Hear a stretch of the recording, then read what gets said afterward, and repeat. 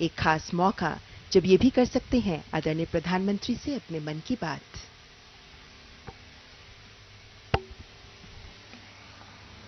मैं कहूंगा महात्मा गांधी, आप सब बोलिए अमर रहे, अमर रहे। महात्मा गांधी, महात्मा गांधी। आज का दिवस हिंदुस्तान के इतिहास में अंग्रेजों भारत छोड़ो इसका है। हम लोग आंदोलन चला रहे हैं गंदगी भारत छोड़ो। मैं बोलूंगा गंदगी, आप लोग बोलिए भारत छोड़ो। गंदगी, गंदगी, गंदगी। मेरे सामने एक प्रकार से लघु भारत है। देश के अलग अलग राज्यों के और अलग अलग राज्यों की वेशभूषा में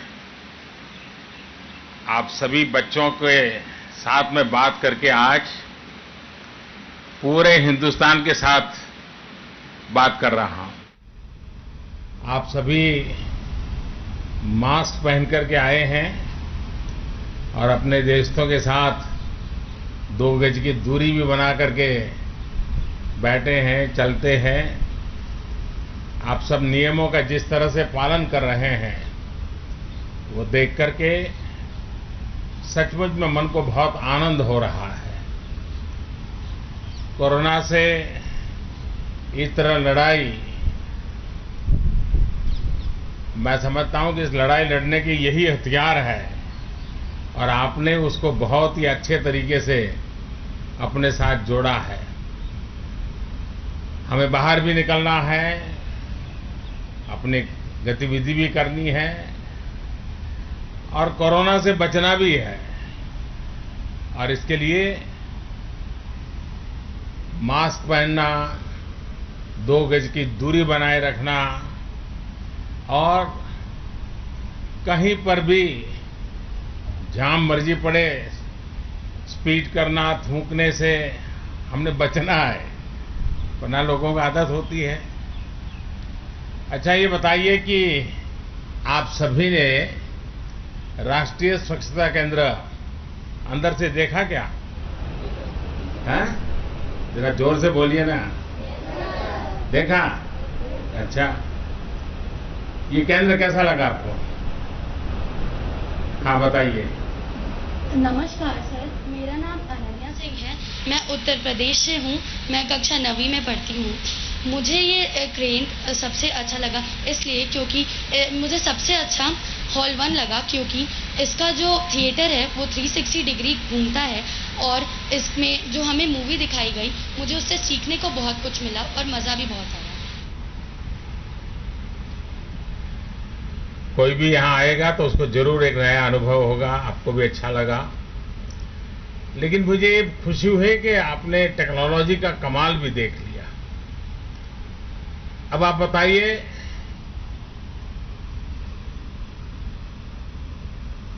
हाँ। जय हिंद सर, मेरा नाम पॉल कायलसांग है। कहाँ से हैं?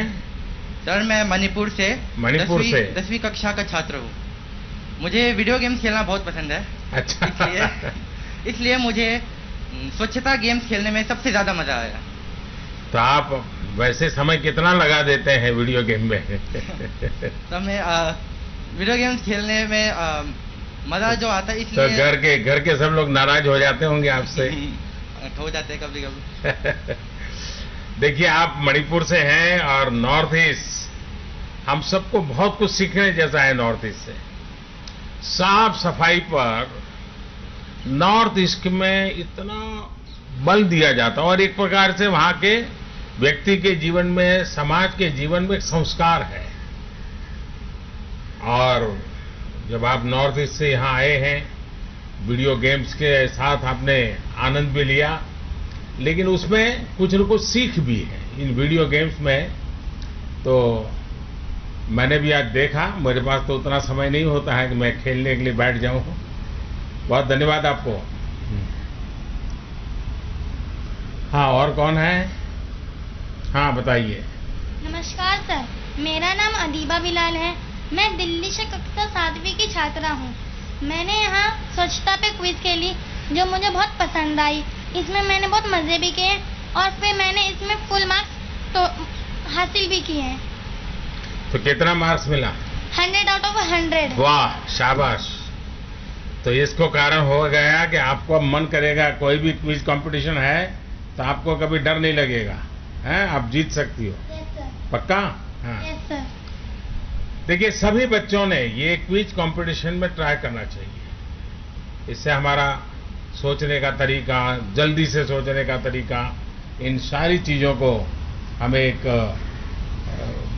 आदत हो जाती है, उसके लाभ भी होता है और एक प्रकार से फ्रेशनेस, मन भी प्रफुल्लित हो जाता है, फ्रेशनेस, रिफ्रेश हो जाते हैं और इंफॉर्मेशन भी अंदर जुड़ती चली जाती है। हमारा कैपेसिटी सॉफ्टवेयर हमारा और तेज हो जाता है। और कोई है जो कुछ कहना चाहते हैं? हाँ। जय हिंद सर। सर मैं आर शंकर तमिलनाडु से कक्षा 10वीं का छात्र हूँ। वनकम। वनकम सर। सर मुझे यहाँ पे सबसे ज़्यादा फोटो बूथ पर अमिताभ बच्चन जी के साथ दरवाजा टॉयलेट के सामने फोटो खिंचाना अच्छा लगा। अच्छा। सर मैं ये फोटो अपने घर लेकर जाऊंगा और अपने कमरे में दरवाजे पर लगाऊंगा। वाह, तो आपको लोगों को बताना पड़ेगा ये फोटो तो दरवाजा बंद की है और सब हर किसी ने दरवाजा बंद के कल्चर को अपनाना होगा। चलिए, बहुत अच्छा लगा मुझे आपसे। सर मेरा भी आपसे एक प्रश्न है। अच्छा, पूछिए। सर आपको यहाँ पे कौन सा जोन सबसे ज्यादा अच्छा लगा और पसंद आया? वैसे सब चीजें बहुत अच्छी है। यहाँ पर गेट पर आते ही चश्मे वाला गेट बनाया गया है तो गांधी के चश्मों की याद दिलाता है और अंदर बहुत सी जानकारियां हैं। लेकिन सबसे ज्यादा जो मुझे हमेशा ही मेरा एक आकर्षण रहता है वो गांधी हॉलो जो बॉक्स है वो बहुत ही पसंद आया। यानी 3D में महात्मा जी को देखना जैसा लग रहा है अभी हमसे ही हमारे सामने खड़े हैं। उनके आवाज सुनना, उनके शब्दों को फिर से एक बार उनका संदेश सुनना मुझे हमेशा बहुत अच्छा लगता है। तो आज भी वो मुझे मौका मिल गया और मुझे विश्वास है कि आप लोगों ने भी जो गांधी जी बोल रहे हैं उसके एक एक शब्दों को बराबर बारीकी से सुना होगा। सुना है ना? याद रहेगा? अपने दोस्तों को बताएंगे? चलिए, मुझे जानकर खुशी हुई कि आपको भी, बैठिए, स्वच्छता के विषय में उतनी रुचि है जितनी अन्य विषयों में भी है। अच्छा, आप में से कोई मुझे और कुछ कहना चाहता है क्या?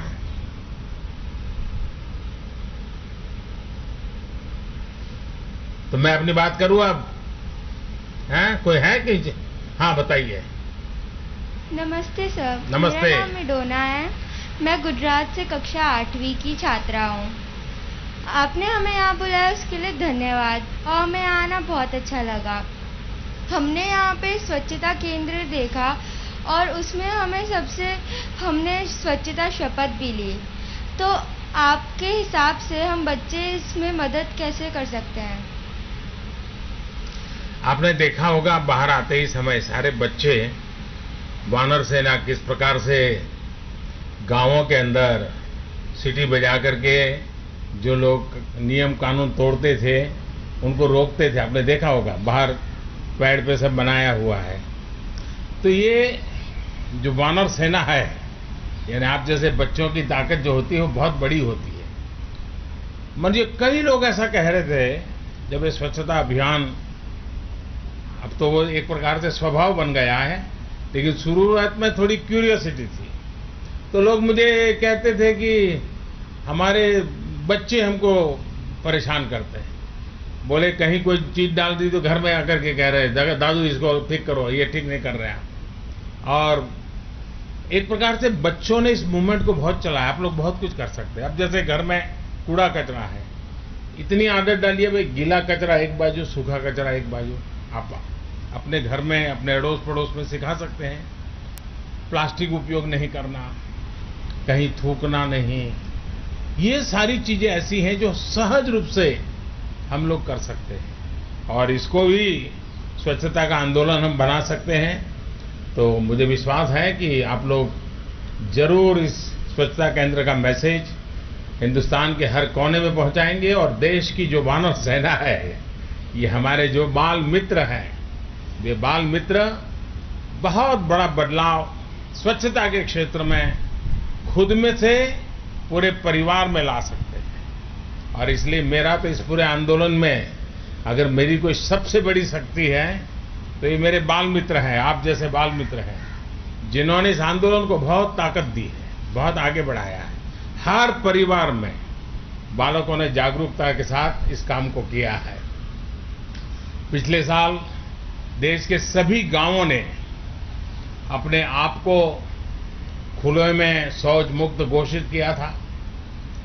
इस सफलता को आगे बढ़ाने के लिए आप जैसे स्वच्छता चैंपियन बहुत बड़ी भूमिका निभाने वाले हैं। शहर से लेकर गांव तक और स्कूल से लेकर घर तक आप ही बड़ों को रास्ता दिखा सकते हैं कि वह साफ सफाई का ध्यान रखें। सबसे पहले तो अपने अपने घरों में ध्यान दीजिए, और जैसा मैंने आपको कहा, गीला कचरा, सूखा कचरा, अलग अलग डिब्बे, छोटी छोटी चीजें हैं, लेकिन इसको आप कीजिए। मुझे विश्वास है कि पक्का आप अच्छा परिणाम लाएंगे। तो मुझे बहुत खुशी हुई आप लोगों से बात करने का मुझे मौका मिला। तो हम आगे चलें अब।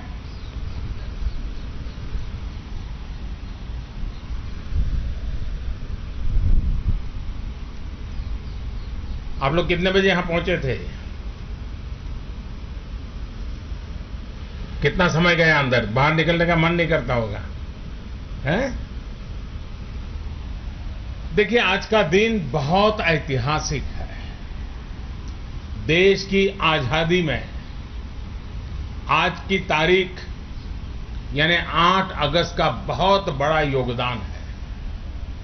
आज के ही दिन 1942 में 1942 में गांधी जी की अगुवाई में आजादी के लिए एक विराट जन आंदोलन शुरू हुआ था। अंग्रेजों भारत छोड़ो का नारा उस दिन लगा था। ऐसे ऐतिहासिक दिवस पर राजघाट के समीप राष्ट्रीय स्वच्छता केंद्र का लोकार्पण अपने आप में बहुत ही प्रासंगिक है। ये केंद्र बापू के स्वच्छाग्रह के प्रति 130 करोड़ भारतीयों की कार्यांजलि है, श्रद्धांजलि है। साथियों, पूज्य बापू स्वच्छता में स्वराज का प्रतिबिंब देखते थे। वो स्वराज के सपने की पूर्ति का एक मार्ग स्वच्छता को भी मानते थे। और मुझे संतोष है कि स्वच्छता के प्रति बापू के आग्रह को पूरी तरह समर्पित एक आधुनिक स्मारक का नाम अब राजघाट के साथ भी जुड़ रहा है। साथियों, राष्ट्रीय स्वच्छता केंद्र गांधी जी के स्वच्छाग्रह और उसके लिए समर्पित कोटि कोटि भारतीयों के विराट संकल्प को एक जगह में समेटने का एक प्रयास है। थोड़ी देर पहले जब मैं इस केंद्र के भीतर था, करोड़ों भारतीयों के प्रयासों का संकलन देखकर मैं मन ही मन उन सभी स्वच्छाग्रहियों को नमन कर रहा था। 6 साल पहले लाल किले की प्राचीर से शुरू हुए सफर के पल पल के चित्र मेरे स्मृति पटल पर आते गए। देश के कोने कोने में जिस प्रकार करोड़ों साथियों ने हर सीमा, हर बंदिश को तोड़ते हुए एकजुट होकर एक स्वर में स्वच्छ भारत अभियान को अपनाया, उसको इस केंद्र में संजोया गया है। इस केंद्र में सत्याग्रह की प्रेरणा से स्वच्छाग्रह की हमारी यात्रा को आधुनिक टेक्नोलॉजी के माध्यम से दर्शाया गया है, दिखाया गया है। और मैं ये भी देख रहा था कि स्वच्छता रोबोट तो यहां आए बच्चों के लिए बहुत ही प्रिय है। जब वो आपका स्वागत करता है तो आपको मन खुशियों से भर जाता है और वो इसे बिल्कुल एक मित्र की तरह बातचीत करते हैं। स्वच्छता के मूल्य से यही जुड़ाव देश दुनिया से यहां आने वाला हर साथी जो भी राजघाट आएगा वो तो यहां आएगा ही, लेकिन हमारे स्कूल कॉलेज के बच्चे भी बार बार यहां आना पसंद करेंगे और अनुभव करेगा और भारत की एक नई तस्वीर, नई प्रेरणा लेकर जाएगा। साथियों, आज के विश्व के लिए गांधी जी से बड़ी प्रेरणा नहीं हो सकती। गांधी जी के जीवन और उनके आदर्श को अपनाने के लिए पूरी दुनिया आज आगे आ रही है। बीते वर्ष जब पूरी दुनिया में गांधी जी की 150वीं जन्म जयंती को भव्य रूप से मनाया गया, वो अभूतपूर्व था। गांधी जी के प्रिय गीत वैष्णव भजन तो तेने कहिए को अनेक देशों के गायकों ने, गीतकारों ने, संगीतकारों ने मिलकर के गाया, सीखा इस गीत को, उसके अर्थ को समझा और उसी भाव से गाया। भारतीय भाषा के इस गीत को बहुत ही सुंदर तरीके से गाकर इन लोगों ने एक प्रकार से एक नया रिकॉर्ड ही बना दिया है। संयुक्त राष्ट्र मुख्यालय में विशेष आयोजन से लेकर दुनिया के बड़े बड़े देशों में गांधी जी की शिक्षाओं को याद किया, उनके आदर्शों को याद किया गया। ऐसा लगता था कि गांधी जी ने पूरे विश्व को एक सूत्र में, एक बंधन में बांध दिया है। साथियों, गांधी जी की स्वीकार्यता और लोकप्रियता देश, काल और परिस्थिति से परे है। इसकी एक बड़ी वजह है सामान्य माध्यमों से अभूतपूर्व परिवर्तन लाने की उनकी क्षमता। क्या दुनिया में कोई सोच सकता था कि एक बेहद शक्तिशाली सत्ता तंत्र से मुक्ति का रास्ता स्वच्छता में भी हो सकता है? गांधी जी ने ना सिर्फ इसके बारे में सोचा, बल्कि इसको आजादी की भावना से जोड़ा, इसे जन आंदोलन बना दिया। साथियों, गांधी जी कहते थे कि स्वराज सिर्फ साहसी और स्वच्छ जन ही ला सकते हैं। स्वच्छता और स्वराज के बीच के रिश्ते को गांधी जी इसलिए इस रिश्ते के प्रति बड़े आश्वस्त थे क्योंकि उन्हें विश्वास था कि गंदगी अगर सबसे ज्यादा नुकसान किसी का करती है तो हमारे गरीब भाई बहनों का करती है, गरीब परिवारों का करती है। गंदगी गरीब से उसकी ताकत छीन लेती है, शारीरिक ताकत भी, मानसिक ताकत भी। गांधी जी जानते थे कि भारत को जब तक गंदगी में रखा जाएगा तब तक भारतीय जनमानस में आत्मविश्वास पैदा नहीं हो पाएगा। जब तक जनता में आत्मविश्वास पैदा नहीं होता तब तक वो आजादी के लिए खड़ी कैसे हो सकती थी? इसलिए साउथ अफ्रीका से लेकर चंपारण और साबरमती आश्रम तक उन्होंने स्वच्छता को ही अपने आंदोलन का बड़ा माध्यम बनाया। साथियों, मुझे संतोष है कि गांधी जी की प्रेरणा से बीते वर्षों में देश के कोने कोने में लाखों लाख स्वच्छाग्रहियों ने स्वच्छ भारत अभियान को अपने जीवन का लक्ष्य बना दिया है। यही कारण है कि 60 महीने में करीब करीब 60 करोड़ भारतीय शौचालय की सुविधा से जुड़ गए। इसका मतलब है आत्मविश्वास से जुड़ गए। इसकी वजह से देश की बहनों को सम्मान, सुरक्षा और सुविधा मिली। इसकी वजह से देश की लाखों बेटियों को बिना रुके पढ़ाई का भरोसा मिला। इसकी वजह से लाखों गरीब बच्चों को बीमारियों से बचने का उपाय मिला। इसकी वजह से देश के करोड़ों दलितों, वंचितों, पीड़ितों, शोषितों, आदिवासियों को समानता का विश्वास मिला। साथियों, स्वच्छ भारत अभियान ने हर देशवासी के आत्मविश्वास और आत्मबल को एक नई ऊर्जा दी है, नई ताकत दी है, उसको बढ़ाया है। लेकिन इसका सबसे अधिक लाभ देश के गरीब के जीवन पर दिख रहा है। स्वच्छ भारत अभियान से हमारी सामाजिक चेतना, समाज के रूप में हमारे आचार व्यवहार में भी स्थायी परिवर्तन आया है। बार बार हाथ धोना हो, हर कहीं थूकने से बचना हो, कचरे को सही जगह फेंकना हो, ये तमाम बातें सहज रूप से, बड़ी तेजी से सामान्य भारतीय तक हम पहुंचा पाए हैं।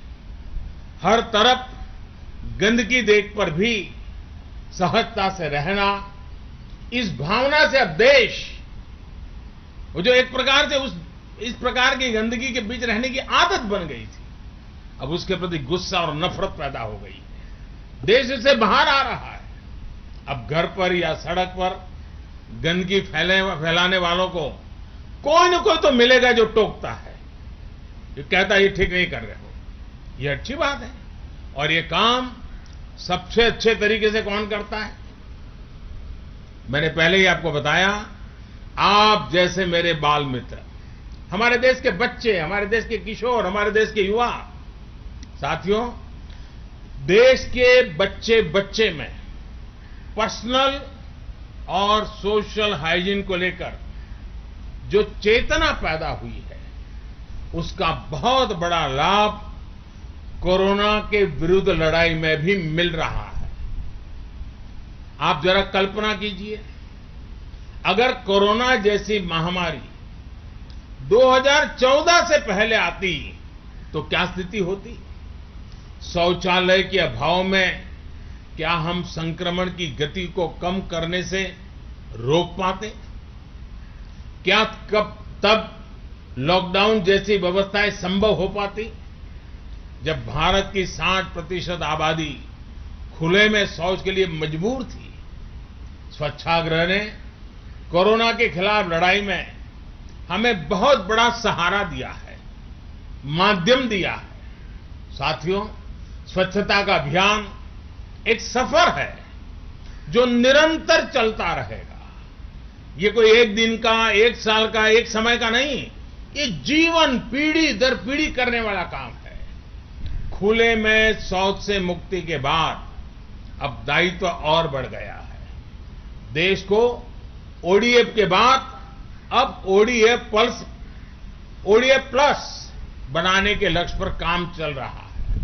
अब हमें शहर हो या गांव, कचरे का मैनेजमेंट को बेहतर बनाना ही है। हमें कचरे से कंचन बनाने का काम को तेज करना है। इस संकल्प के लिए आज भारत छोड़ो आंदोलन के दिन से बेहतर दिन और कौन हो सकता है। साथियों, देश को कमजोर बनाने वाली बुराइयां भारत छोड़े, इससे अच्छा और क्या होगा। इसी सोच के साथ बीते 6 साल से देश में एक व्यापक भारत छोड़ो अभियान चल रहा है।